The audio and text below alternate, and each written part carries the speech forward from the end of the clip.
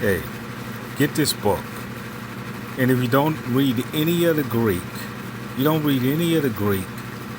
just read the introduction. But let's go to the first page of this book. Let's go to the first page where the grammar starts. But this introduction, read that introduction. That's one of the most profound. I found that the introduction is always the best part of the book, because that's going to tell you what's going on. Now, look at this. Tu kata Jonathan aglion iglie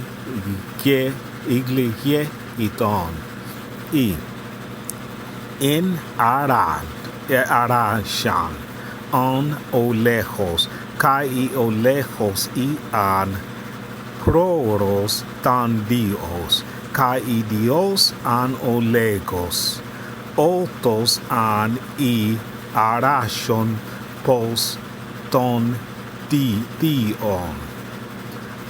Okay, now that's as far as I need to take it, because that's as far as I can go today. Sometimes you just can't get that far, but you see what that is? That's John, and what they're talking about.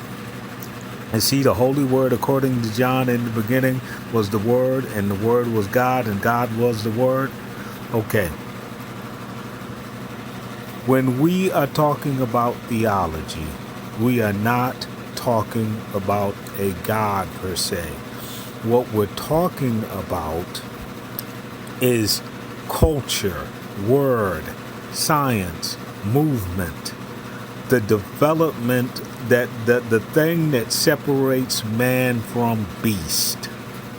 That's what we're always talking about. So whenever you hear the word God, stop thinking about, is there a God, isn't there a God? Think, hey, they're talking about culture, technology, science, literature. That's what they're talking about in the old world. The fact that somebody got killed, or the fact that Bruno got burned at the stake because of what he said about the universe, that's politics. That's the Pope and his politics. That has nothing to do with the reason why certain books exist. So this is what I'm going to say. Supposedly, there's such thing as Holy Scripture. And there's a point in the King James Bible that says that Jeroboam pissed against the wall.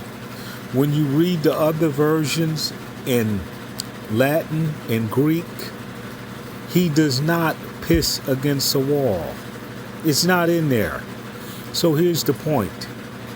If scholars of the Holy Word got the translation wrong, it wasn't because they lived way back when and they were stupid, but it's because translating is difficult.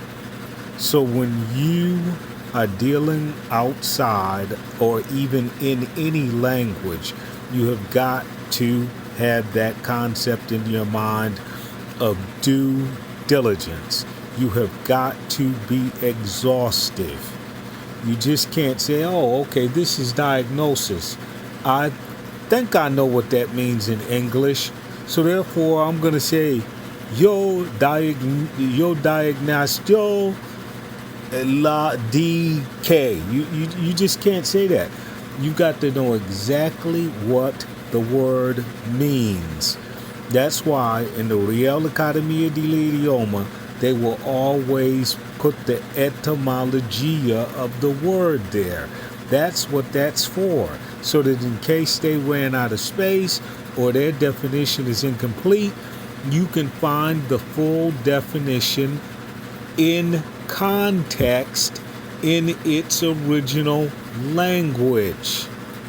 That's how it's done.